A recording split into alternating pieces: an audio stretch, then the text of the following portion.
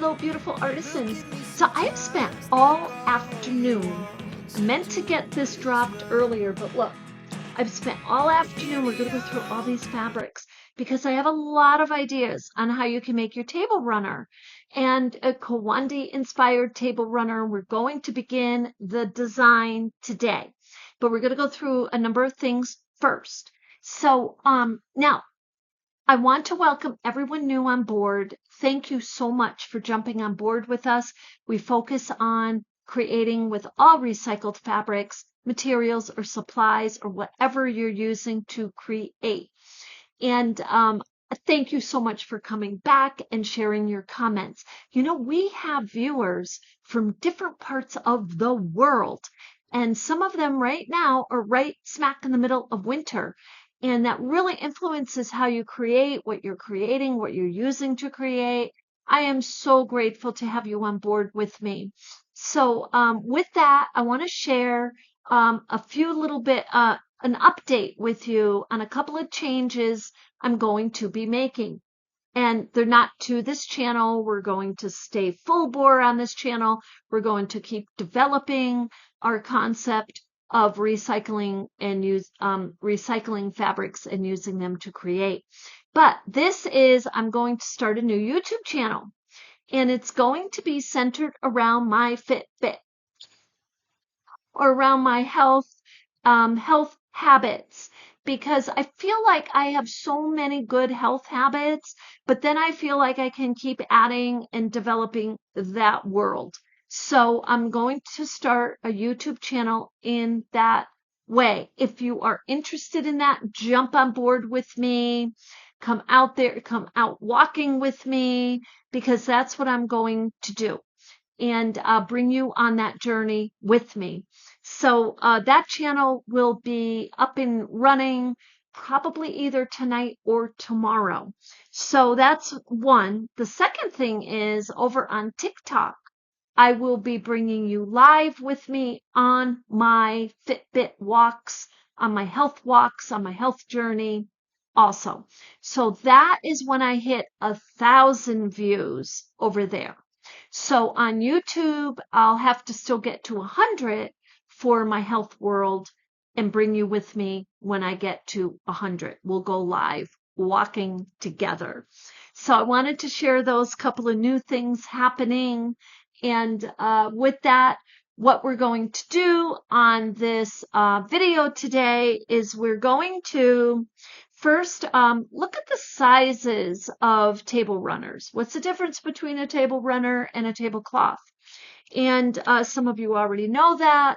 Should you use batting? So we're going to go over these basic, simple questions, and then we're going to go through this pile of fabric. And then we're going to start our design of our Kiwandi Inspired Table Runner. So we'll see you in the Okay, everyone. So here we are at a site called Get Nux. I really, really like the way the information is super simple and laid out. So here's a chart based on the table shape, rectangular, square, round, or oval, the table size from 60 inches to 72 inches long, or 48-inch to 60-inch square, or 36 to 48 diameter, and for the oval, 36 to 48 long, or oblong, right, for oval. So recommended table runner size, 12 inches to 72 inches, or 16-inch by 90 inches. So now I really believe that these table runners, these are the best sizes that he's laying out for you based on the shape and the size of the table. But you know, they can be smaller, they can be a little wider, they could be a little shorter, you know, whatever you desire, really. So conceptually, you get the idea here on the sizing according to the shape of the table. So here you have 1 foot by 5 feet. So for a square table, and or 14 inch by 72 inch. And then for a round table, um, it's about 12 inch by 16 inch diameter. So here you notice for a runner, he's not really recommending a runner, he's recommending a round. And I've run across that in the research on other sites.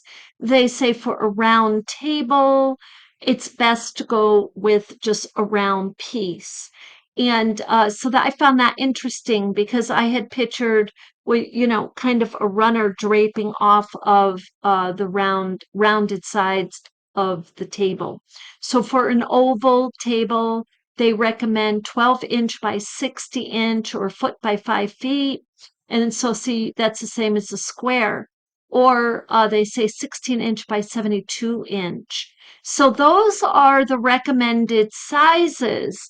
Now, the average size that I ran across, and I made a note of this, is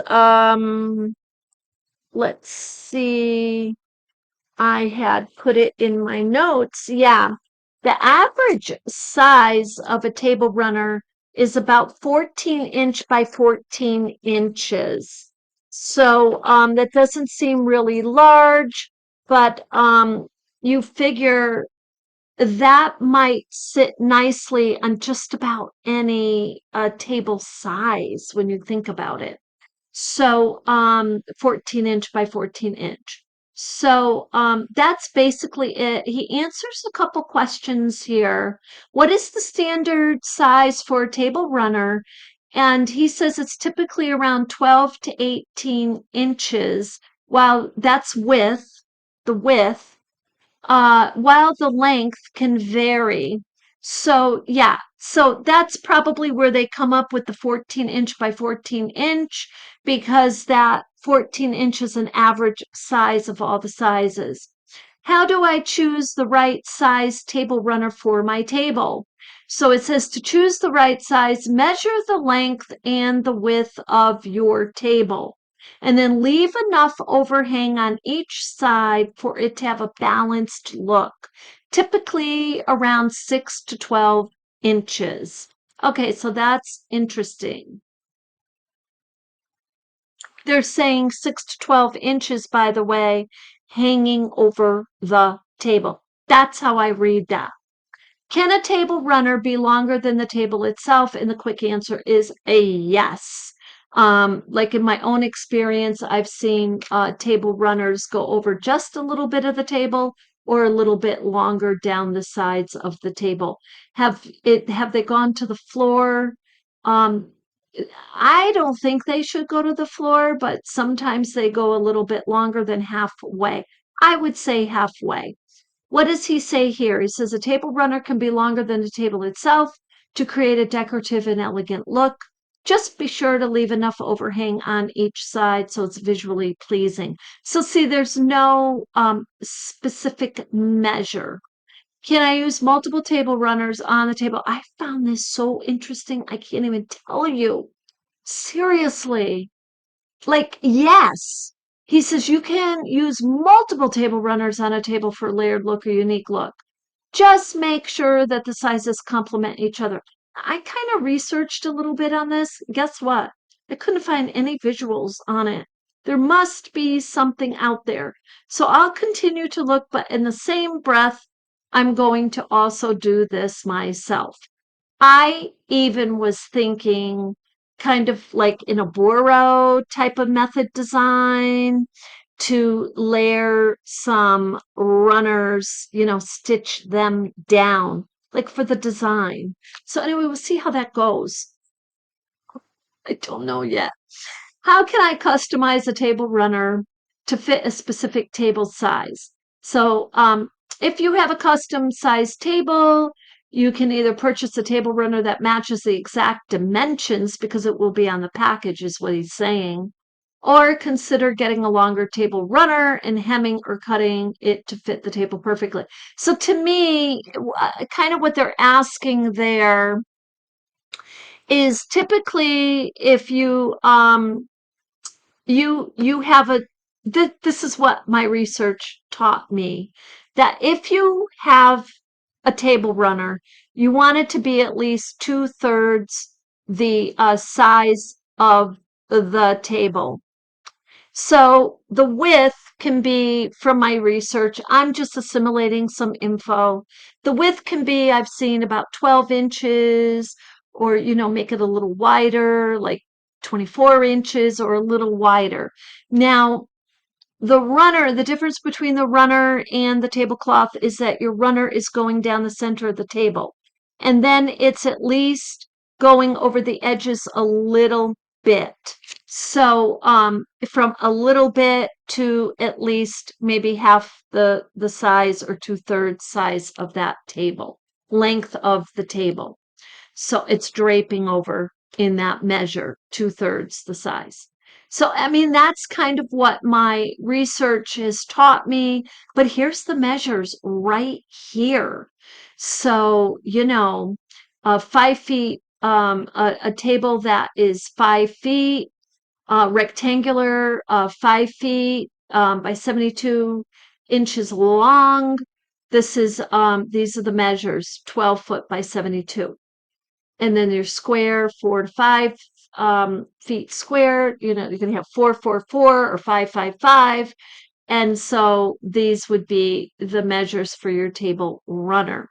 So yeah, the table runners come in the center of the table. Many times you see people kind of sitting and at the table, and they have either placemats or they have their dishes or whatever it is in front of them. And then in the center of the table, they have the bowls or the condiments and this and that. So we kind of want to address the batting at this point too, because if you put batting on your table runner, in your table runner. Okay. So that brings you to 3 layers. Now, your top layer, your batting, and then your backing. So if you're doing a Boro or Kiwandi inspired or some type of design on the top of your first layer, that all that designing is considered a second layer, and then your backing would be a third layer. So you want to consider that. But the batting is like a cushion. Now, and it will make it thicker. Now, and it could divert a little bit if people or your customers are buying this runner to place a nice vase of flowers. It could be a little tipsy because it's a little thicker, this and that, depending how slim the stem is of the vase, or the pretty bowl, or the pretty this or that, or statue, or whatever they're trying to place onto their runner. So runners are not, people do not think of their runner typically as a hot plate. Like if they have something that's hot, a bowl or something that's hot, typically what they will do is bring their hot plate cushion or mat or piece out and place it down on their runner. So your runner isn't meant really to be a hot plate mat. Now, if you want it to be, totally you can put your batting in there. So the batting is really optional, or you could put a nice.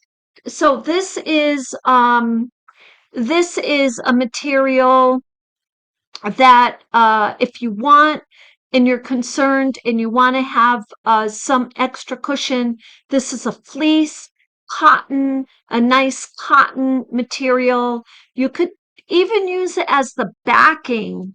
Okay, it doesn't have to be used as the batting, which is your second layer. So kind of those are my thoughts on it. I think it's optional. And the only reason I'm saying that is because I have bought many runners in my life.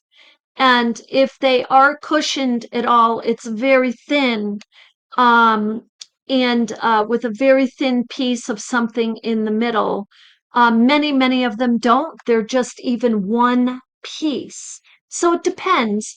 what kind of runner, and the person buying it, they'll know that, wow, this is just one piece. Like they're not going to put anything super hot on that. They'll see it's one layer of fabric.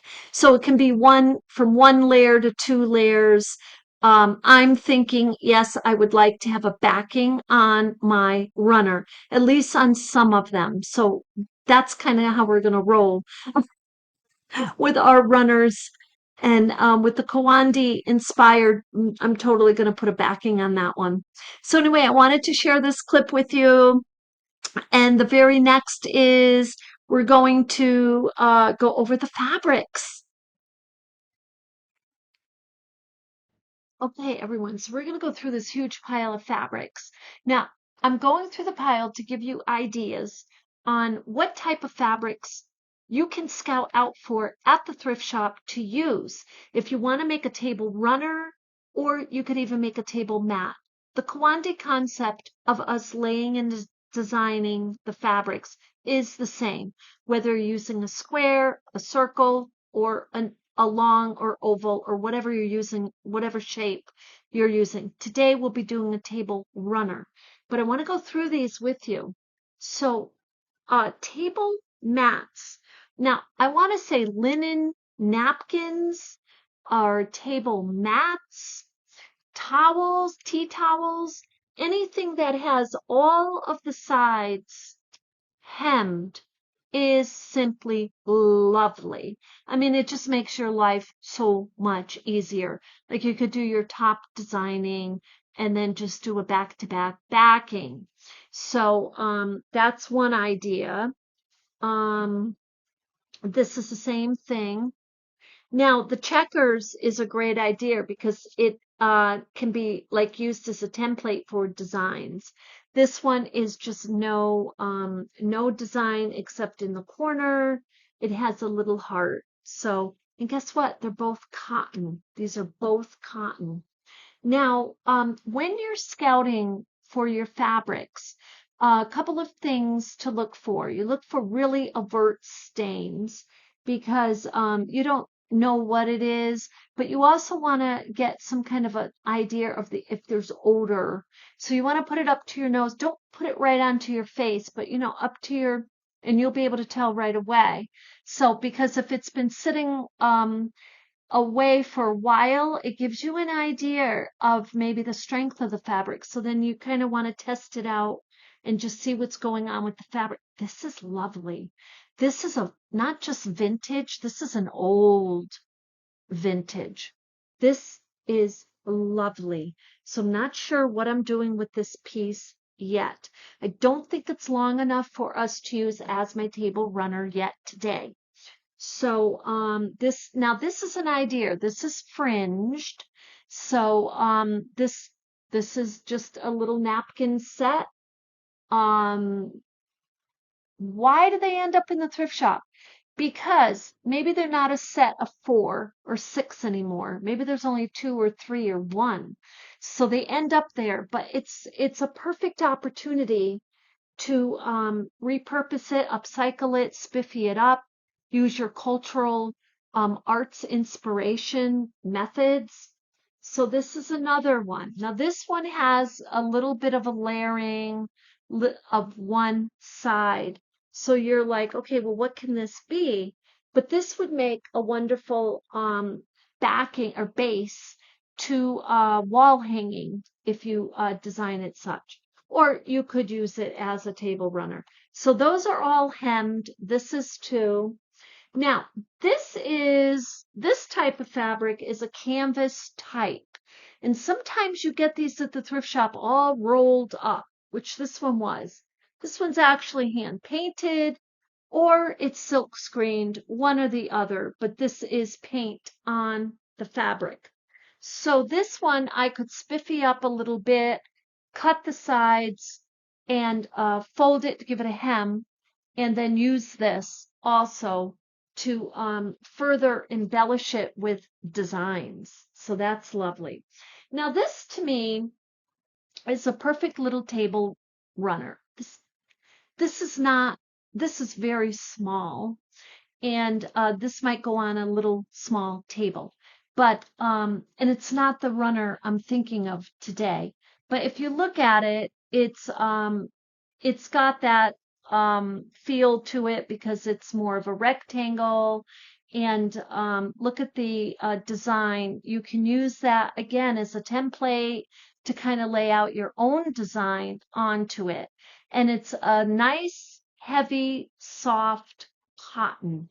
So this is the type of cotton they're saying will go nicely for a table runner because it's not silky or satiny and it's got a little weight to it. So that will set nicely onto a table and not do slipping and sliding. Now, I got a lot of these gifted to me. And they have tags on them, but I'm not going to share because they're from some kind of business.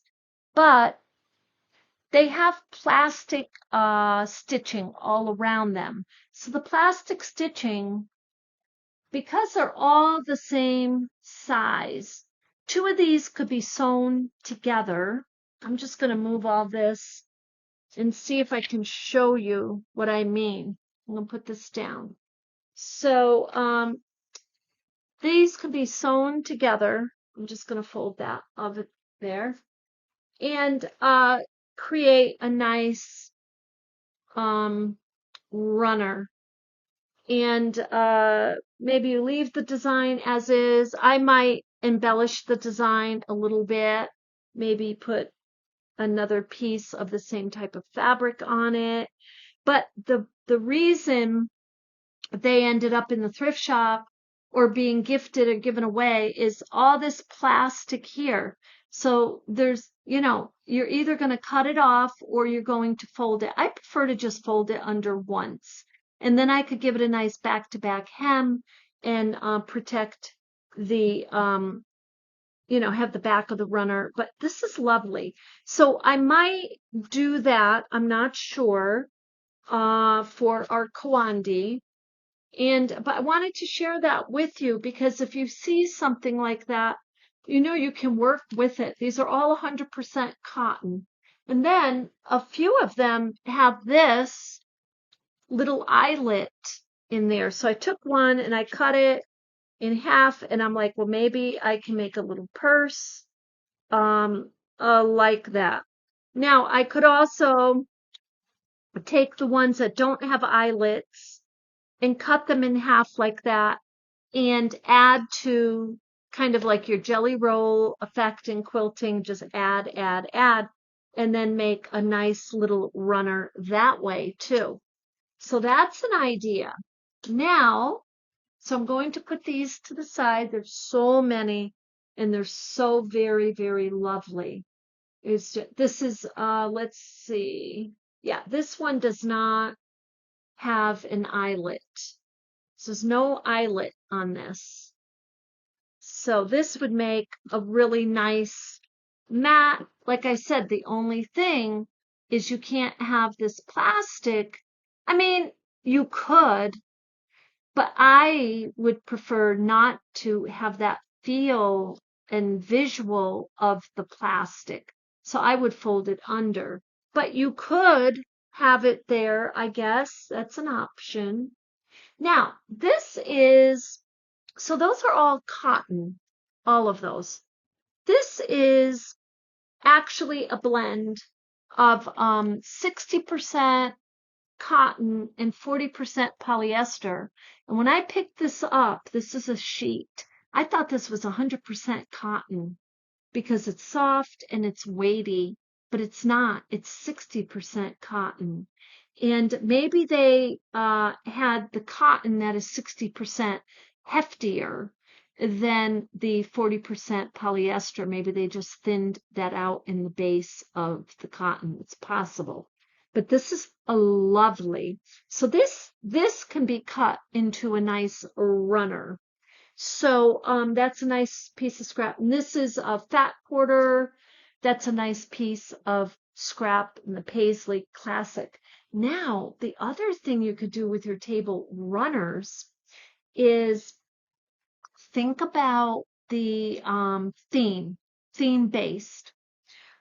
You can make a lovely, with something like this fabric, you can make a lovely wedding gift type of table runner with beautiful fabric, flowers made out of the same material. I might do that with this. This is lovely. I just love it. So, yeah, so you could do theme based, where you're doing holidays, birthdays, or just decorative or artistic or Halloween, Christmas, all of it. Or or you could do styles, a country style, a vintage style. This piece, guess what? This is going vintage like in my drawer. Seriously, this has been there forever. But it was vintage when I bought it. So it's still vintage. So this piece I'm going to use to create a table runner and in itself. So that's in addition, those are just ideas in addition to our Kiwandi inspired and Boro inspired. So I thought I'd throw that out there. So the next clip, we're going to start designing our Kiwandi Inspired Runner.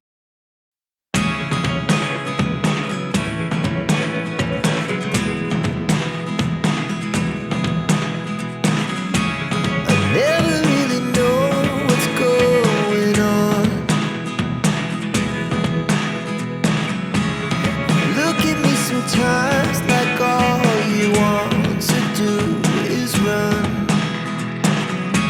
Hear me out, hear me out.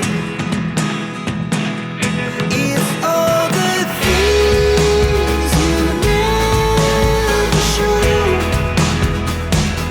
There are the things I Decided to get a little creative with making the runner. So this is a runner we're going to use as our base for our Kiwandi Inspired Runner.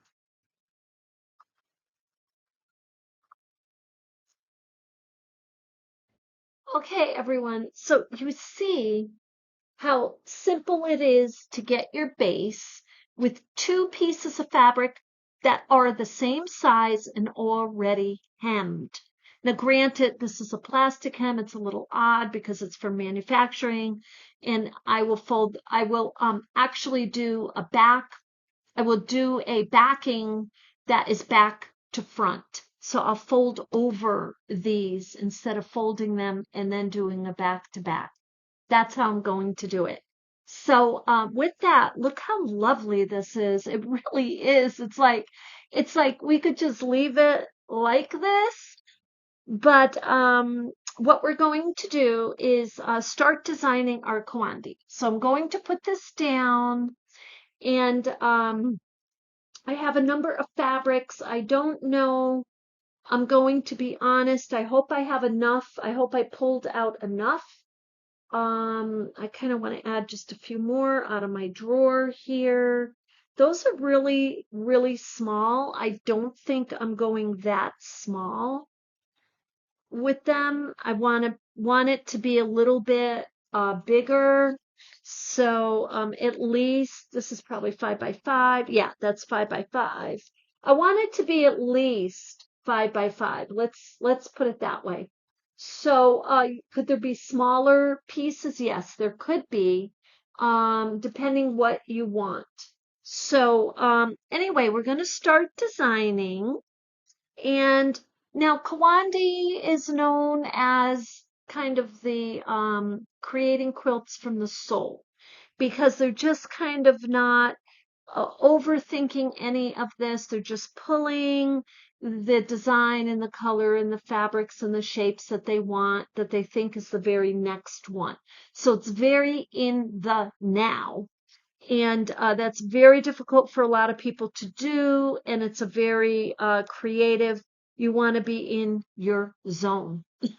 So with that, I'm going to put this down and we will start designing. Now, mind you, I am not designing I am designing inspired by the way that Kiwandi is created.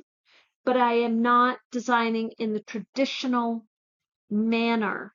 So the traditional manner is, I will describe it to you a little bit as we go on, because the way I put this, the way I construct it is a little different from the traditional Kiwandi. So just to kind of give you a heads up on that one. Now, your overlapping is the same as your Boro Inspired. You want to make sure it's at least 1/8 of an inch or a 1/2 an inch or whatever you want, but it has to be significantly overlapping, underlapping, or overlapping, either or. So, let's see. And do your edges. Now, this is the thing I'm doing a little different. I am not folding the edges along this first row like they do in Kiwandi.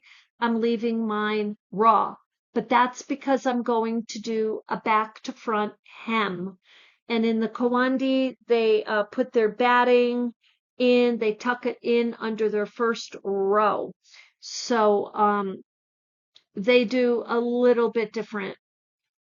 So, but this is how I'm doing it. If you're following, you're curious, you want to give it a try. There we go. And I'm loving this one right here. That's kind of large, but it doesn't matter. None of your pieces need to be uniform. That's the beautiful thing about this. And the larger the pieces are on your rows, right, it's just going to make the rows less. Now, the only reason I have not pinned these yet is because I'm the type of person that I change my mind, and I just want to make sure I'm okay with these like this. So,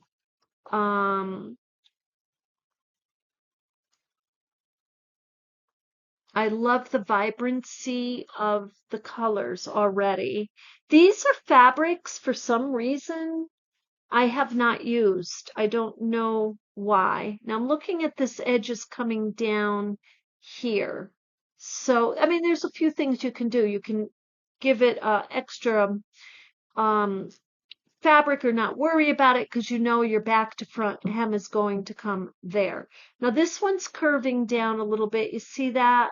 But this one is got that covered pretty well. That's totally fine. So I gravitate towards this one.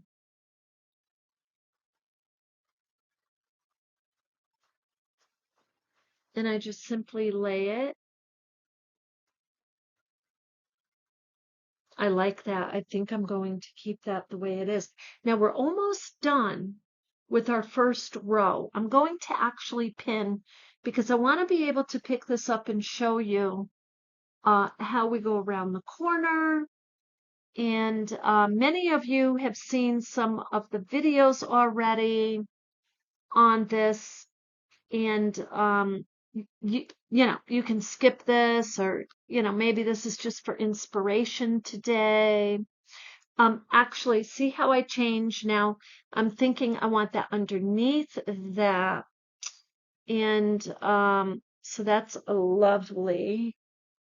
And let's see. Okay, now I want to be able to pull this over so you can see here. So we're on the corner there. So we're on the corner, and this happens to fit just lovely there. Now, if it was, let's see here, a very small piece, I would have the option to just add another piece, until I got to the corner. Oh, here's an idea. Here's an example. I kind of want to give you an example because sometimes the corners are challenging for people. So here's an example. This is a very thin piece, but I'm like, I want to use it. So maybe this piece will help me finish that that corner there. So that's good. Now, this is what I do for me to keep my orientation, because once you do the first row and the second row, it's totally fine, right? But when you get to your third row, your fourth row, your fifth row, you can lose your orientation. So I turn it, and I'm going to show you. I turn my piece, and this is a longer piece. This is 33 inches. I don't have a really big table, but so I'm going to fold this, but I turn it towards me on the row that I'm working. Okay, so we just came to the corner. I turn it around. So now that makes it so much easier for me. And I'm adding my next piece. And I overlapped here with this little piece of the ladybugs. And then I underlapped here. Okay, and you can see here some spaces. Let your spaces in your second row, well, you'll see in the second row, hopefully we have enough fabrics in this video. I'll pause it and make more, but your spacing as you do your second row will be actually your guide to where you're going to put the next piece. And I know that sounds like, well, yeah, Carmella.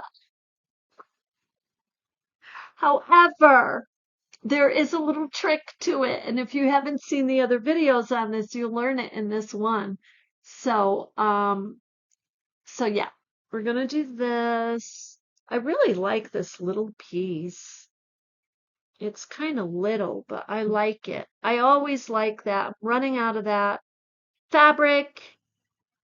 And okay, so now look, we're in the corner. I want this daisy. We're in the corner, and so I'm going to put the daisy there. Now I'm going to pin these. And you're like, well, why aren't you stitching them? Well, I'm not stitching them because this is the way I do it.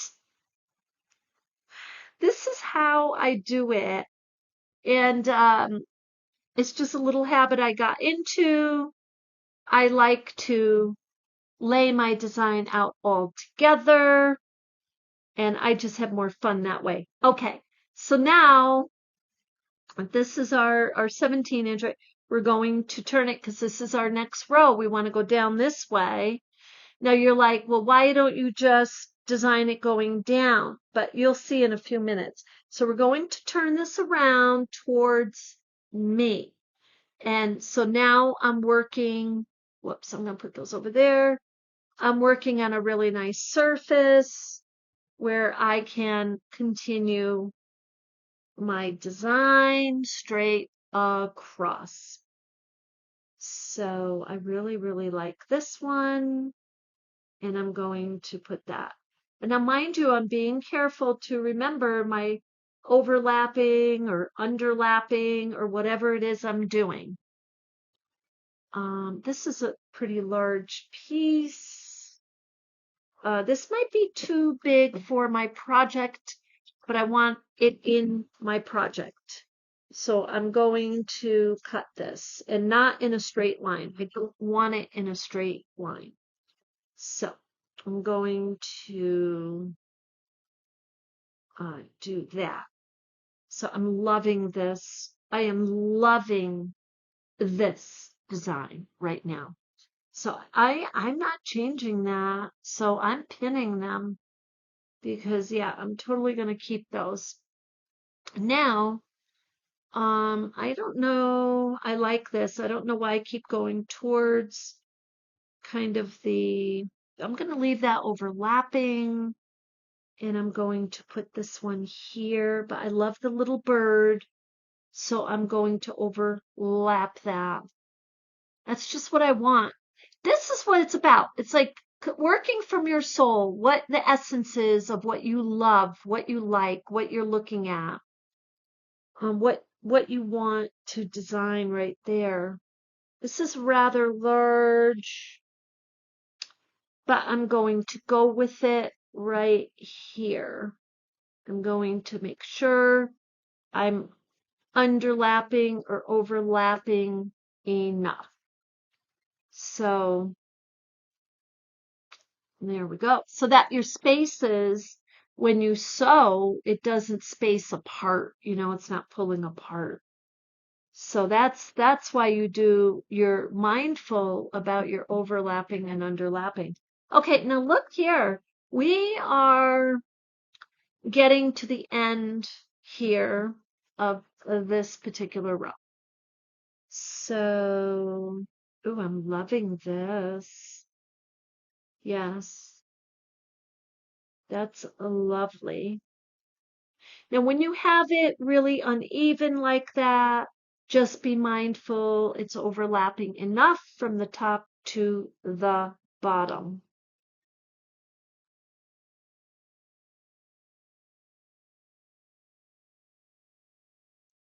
Okay, let's see.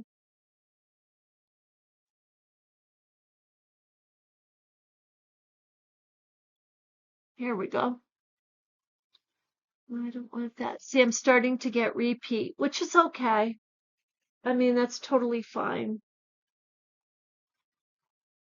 That's the scrap fabric. So we got more scrap fabrics. We got to use them up.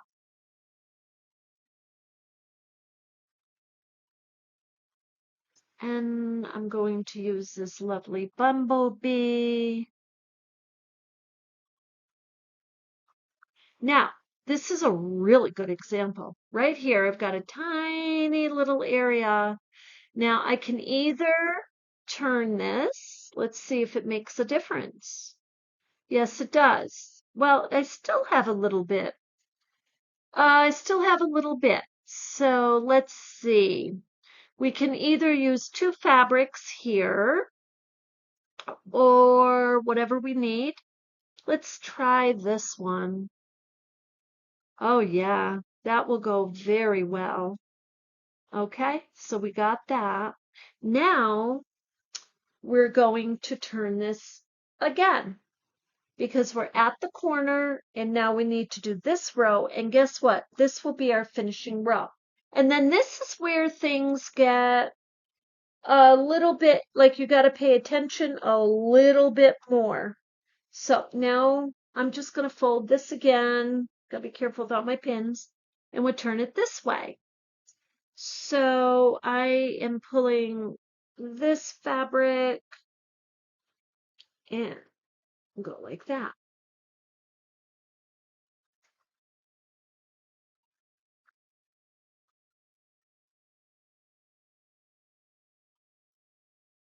And this one I will underlap.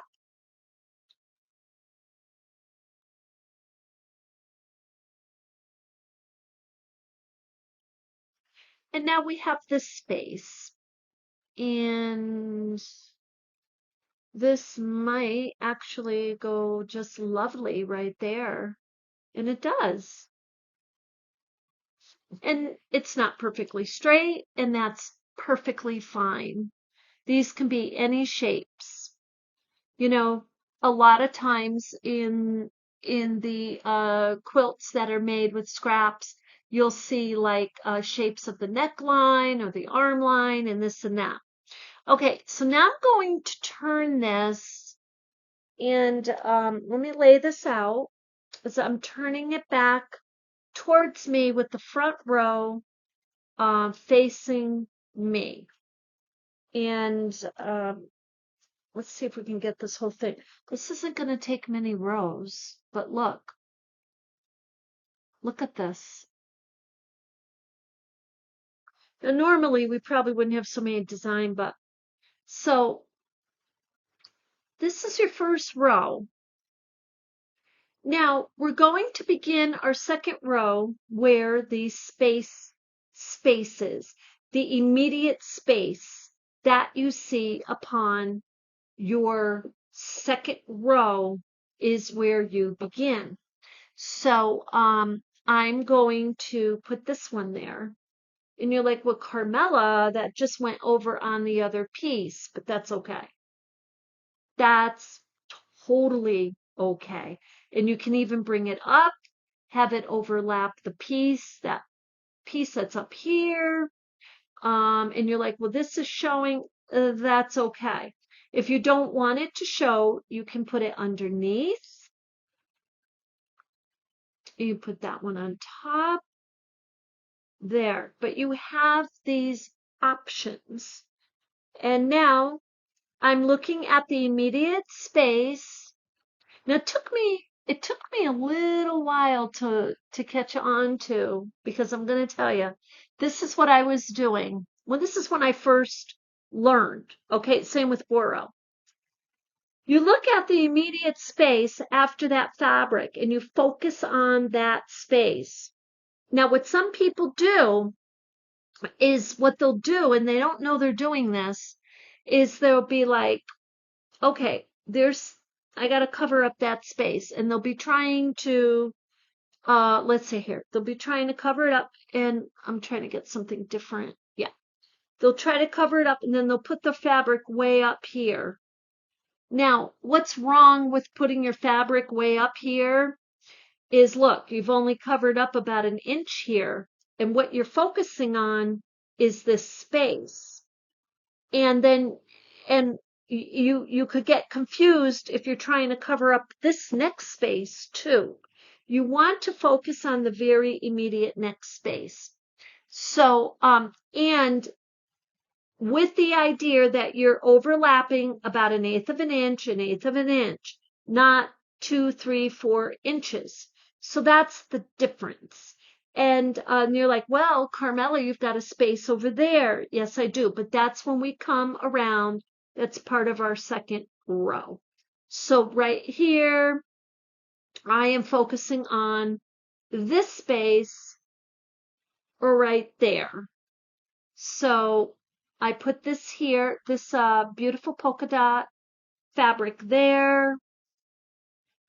And it's like a little puzzle piece. It's just lovely. I just love it.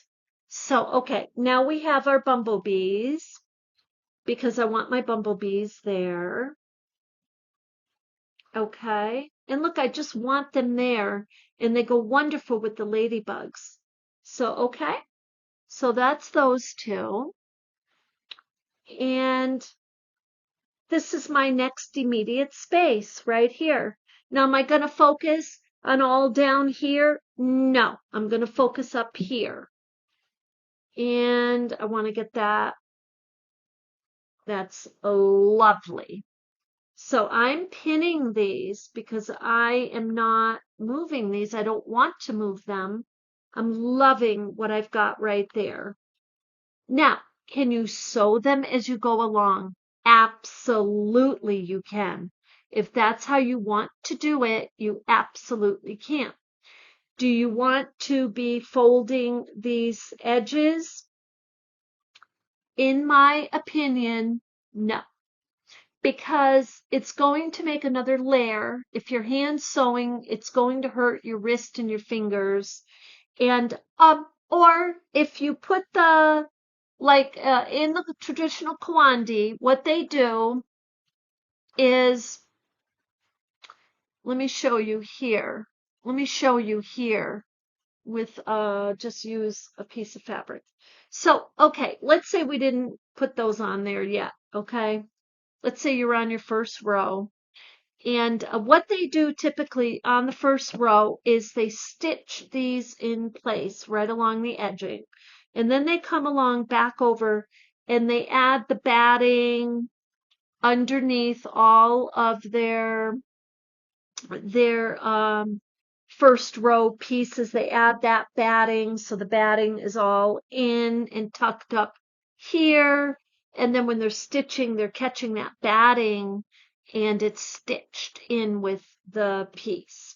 So, but I'm not doing it that way. So, I am not stitching as I go along. So, here, let's see here. I think I dropped I had some fabric here. Yeah, right here. I wanted to use this fabric. And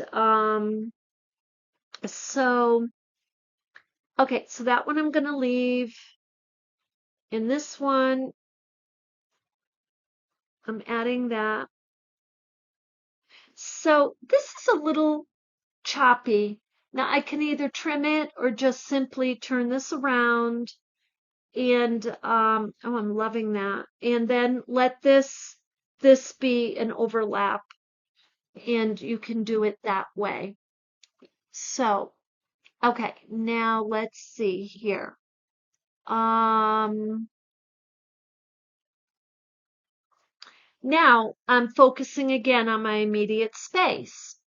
And it's a little bit of the first row, it's a little bit of the second. That's okay. Excuse me. So I'm going to put this little bird here, like that. And I'm pulling this over. Yeah, you can see that. And I'm going to pin these because I know I'm not moving them, because I'm just loving how this is flowing. And I'm not, if I get like overthink it, I would say, just for an example, I'm just gonna let my mind go there for a second, just to show you. If I was overthinking this, I'd say, oh my gosh, but wait a minute, I've got too dark. I got black and I got blue and I got blue, and then I'd start saying too much blue. I'm not doing it. I'm not doing it because I just want to flow with that piece that I'm gravitating towards. And then this piece will flow. It will come out beautiful no matter what. So with that, now this is a larger piece. Now, can I put a larger piece in there? I could, but if I feel like it's going to be too much, can I cut pieces down? Yes, I can. I can cut pieces down, and that's what I'm going to do here, because I want to focus now on this space. So I'm going to actually put this underneath. Yeah, I'm going to have it overlap the birds, and I'm going to have it underneath these pieces. So this is kind of folding on its own. I'm just going to leave that like that for a moment. So, and I'm pinning down. Now you can see we just finished our second row. It's our second row. So now I'm going to turn this piece. I'm going to turn it and have it right in front of me. I'm focusing on this space because now I'm going this way. I know very clearly that's my first row. It's facing me. I love it. It's nice and clear. I just started, now starting my second row. And you're like, well, Carmella, doesn't the second row start over there, like closer over there? But if you look, you got all your fabrics already covering space. It's space that you're looking at. So this space right here is what we want to focus on. So I'm going to take this and I'm going to think I'm going to put it underneath that. No, you know what? I want to put it on top. And I have to make sure I'm overlapping this. That's just a lovely. Okay. Now, this is my next space. And you're like, whoa, that space is way back up there. And it is up there because when we were doing the first row, we had some pieces come all the way down. We had some pieces medium, and we had some pieces that were small way to the top. So this is very normal. So this is why I said, if you don't have a way to be oriented, you can get all mixed up. you're turning it around. So, or you're not turning it around. So you can get mixed up very easily. But this helps you stay oriented. And as far as as far in my experience. So I'm going to put that one there and keep that one there. And I love that. Now, this is a little bit of tricky part. Right here, there's a space right here. That is my second row. So I want to cover that up somehow. So I can use a smaller piece that's the exact same as that one. And let's see here. I'm going to look over here because I need more fabrics. So I'm going to put this here and cover that up, that tiny little space right there. I can make this even smaller if I want, but I'm going to make it this size. And that is lovely. It's overlapping all of the fabrics around it. So that's our second row this way. So now I'm going to turn again and lay this out so we can see it really well, be nice and oriented. And now we're going this way, and I see my first row right here because you don't want, there's nothing for you to do here at this point. We just came over, second row's done. We're focusing on our space going this way for our second row. So with that, let's see here. I am going to actually fish for a little bit more fabrics over here in my bin that is right next to me and see some of these are really small. Oh yes, this is the one I want right here. This is a good one. So this is a piece of scrap fabric that I just love, but I'm running out of it. But this will help us a little bit with building our table runner. And then I have this that I've been wanting to use. So I am going to use this. And that will help us along too.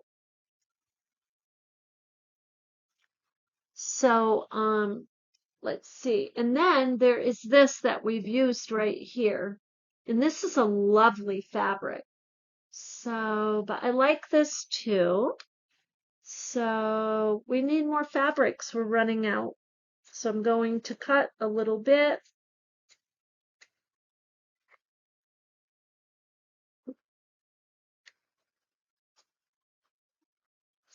There we go.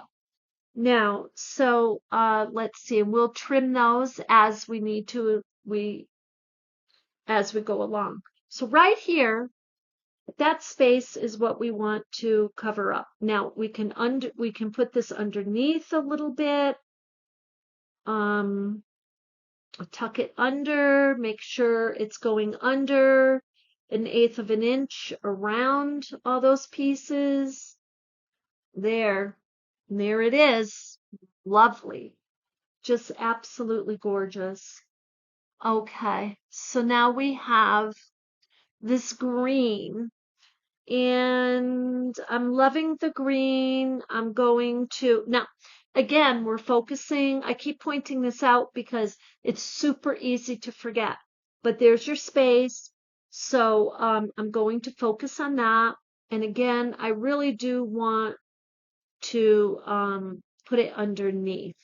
Now, this is interesting because now we have a space up here. But guess what? We're still in our second row. It's totally normal. That's because that's a little piece up there. So I'm going to grab this piece, and it doesn't really come across enough to overlap this and this. So I can actually use 2 little pieces if I want. Or I can get a piece that I think might fit just a tiny bit better. and I think that's what I'm going to do. So I love this, but I want it to go underneath.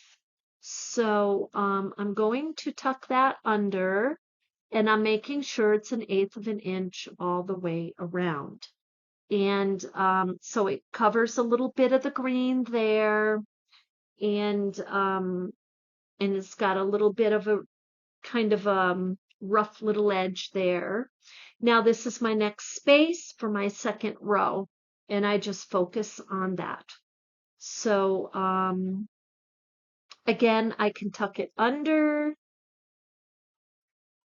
because I kind of like that little ridge, and I'm making sure it's 1/8 over that one and underneath this one, and that's just a lovely. So now you can see how the spaces are closing in. And let's see here. Oh yes, I do have more of this one. Um, okay, so now we've got, and you want to be careful you don't get mixed up looking at the bottom of the piece you just put down, because this is the second row. This is our second row. We're still moving across. So I'm focusing on the space next to the piece, not at the bottom, but next to it. So we're going to go across here. And if it does hit a little bit on the bottom, that's okay.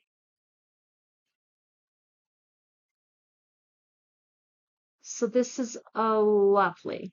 Now this one you don't want to get mixed up because this was the next space. And so was this. So we just keep looking across, and that's how we stay oriented. And let's see, get some of these ladybugs, and I think I'm going to go, I'm focusing on this space, so I can either go like this, and you're like, well, Carmella, it's touching the other fabrics. That's okay. But I'm not sure that's what I really want to do. I kind of like this polka dot. And maybe I'll focus on this space. So that's what I'm going to do. Right there. I'm going to focus on that space.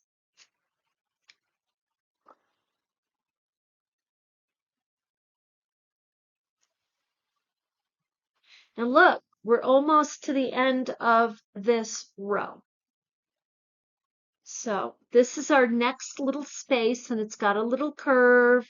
So, you know, you have the option, you can cover it up. Maybe this is where my ladybugs will come in, and or this. And this piece I feel is a little big. I just feel it is. I feel like I want to go with this one.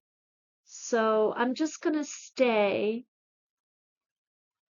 with about 1/8 of an inch, covering that up. And I like that little curve silhouette. So I'm going to do that. Okay. Now, so now we have this space, and this looks to be our last space at the end of the second row here. So I'm going to put my ladybugs there, right there. Now I'm going to turn this again towards me.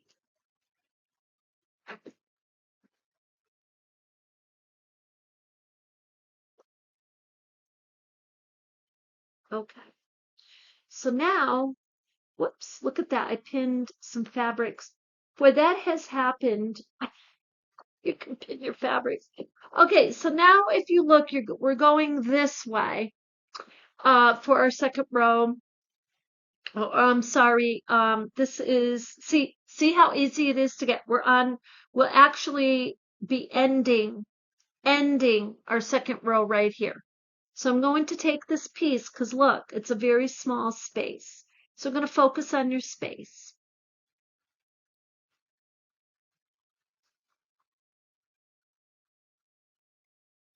And I'm going to put that right there. And is it overlapping enough? Yes, it is. Yes, it is. Lovely. Now, that's the only space I have to worry about there. Now I'm going to turn it. And you're like, well, do you really need to turn it because you only have space in the center? Whoops, this is coming out. Now, for me to stay oriented, I typically just keep turning it. Okay, so here, yes, we have basically our center area. And then we have this little space over here. So we can just focus on our center.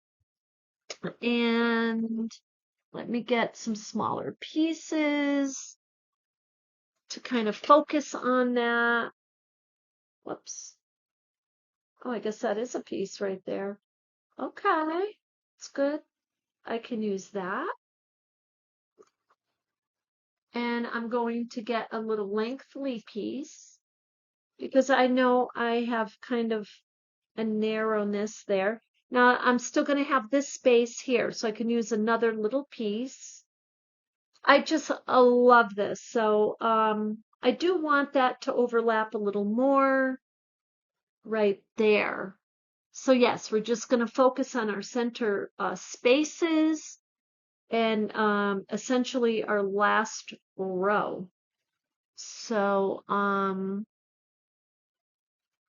and this is how I do it. Now you may have your own method on how you want to approach this, and you may find something that works better for you. And I always encourage you to explore, experiment, try new things. Be creative. Be creative as much as, don't be afraid to be as creative as you want. Now, this is a tiny little piece. I don't know if I really want that in there because it's so small. I could use it. I'm not liking that. I'm not liking that. And so I won't put it. So anyway, I'm going to get my pieces in front of me so I can see what I have. Okay, so I need to cut some pieces down a little bit. Now, you're like, do you really need to cut them? And you don't. You can put a large piece if you want there, for example. Now, I'm not going to put it because I kind of want to stay with the flow, but you could. Let me see. This is a large. Well, that's the same as that. I don't want to.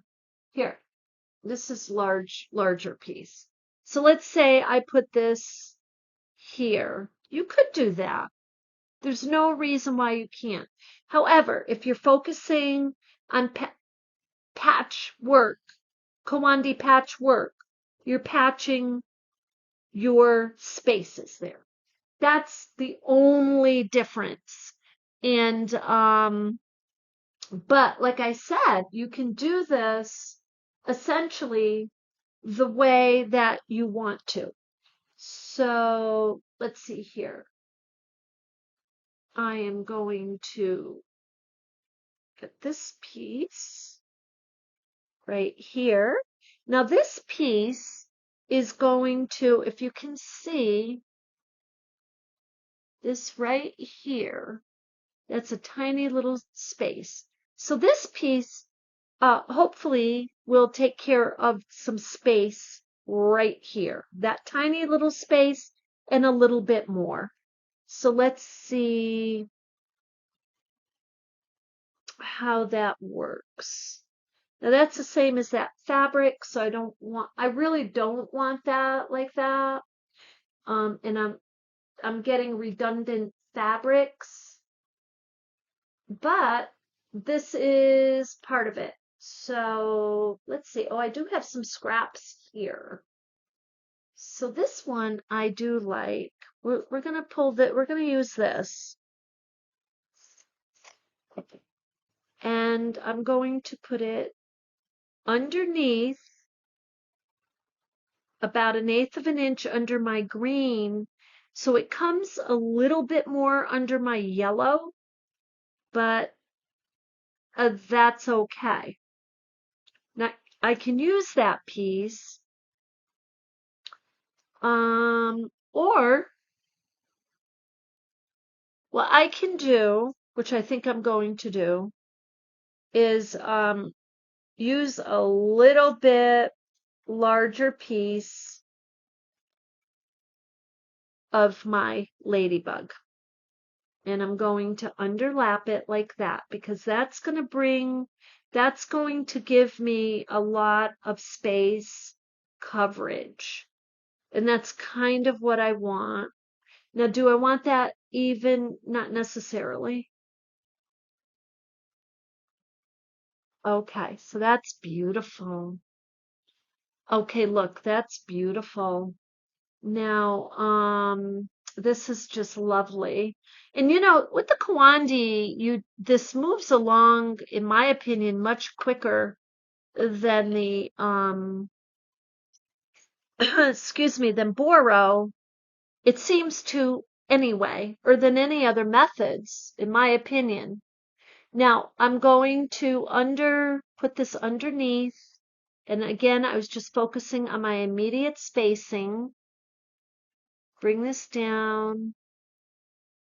Oh, but look, I can't really, that's not really working. I'm going to pull this over.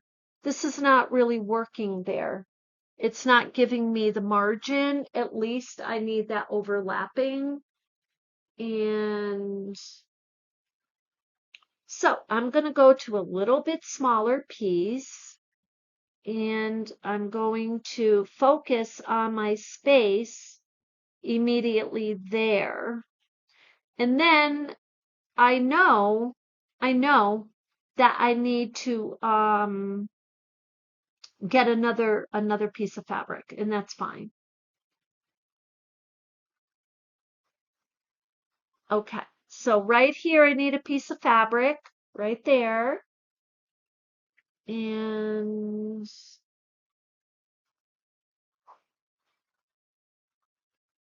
here we go. This is perfect right there. Absolutely perfect. And then I have this right here. So I want to make sure that those spaces are covered. So I can use my ladybug again and put it like that.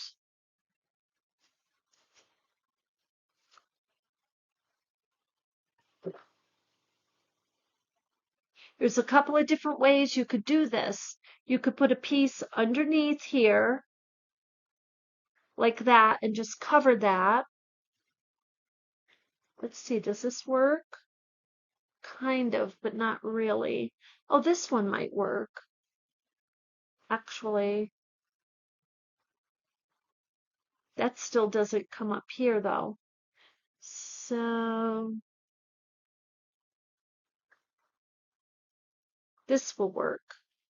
I feel good about this piece right here. Oh, it's the same. Look, it's the same. I really like that piece. You can tell that one. Okay, so here we go. This is a little bit different. It's a little more fabric.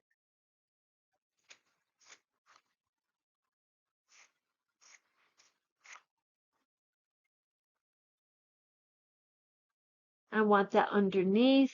That's lovely. Actually, I do want that under. There we go. Oh, that's a lovely. Now that takes care of the space here. It takes care of that space. It takes care of this space. Now we still have this tiny little space here. And then guess what? Then we're actually done. So that's lovely right there. We have that. And let's see. Yeah, we have some fabric for that.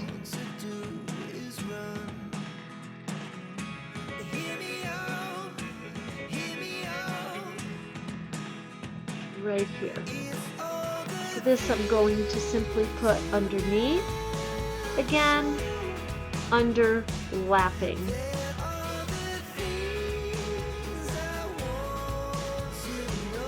That's a lovely. Let me move all this so you can see.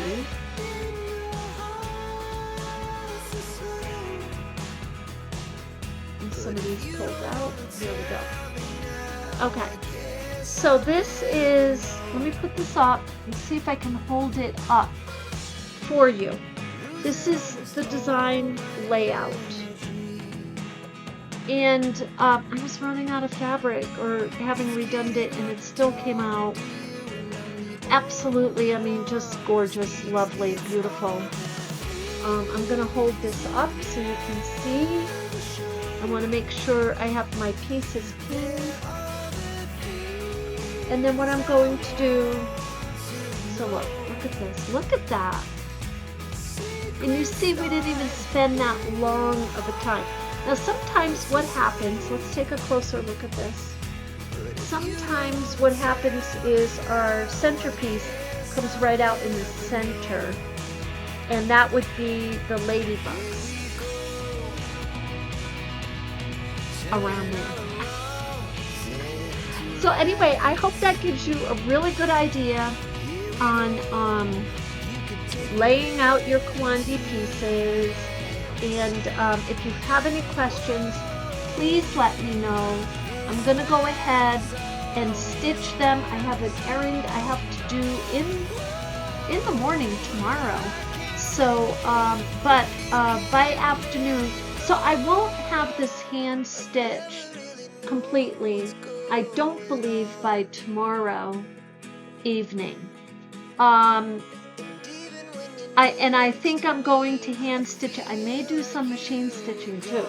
But when I complete this piece, so I'll come, oh no, that's right. I have to do hand stitching with you, actually.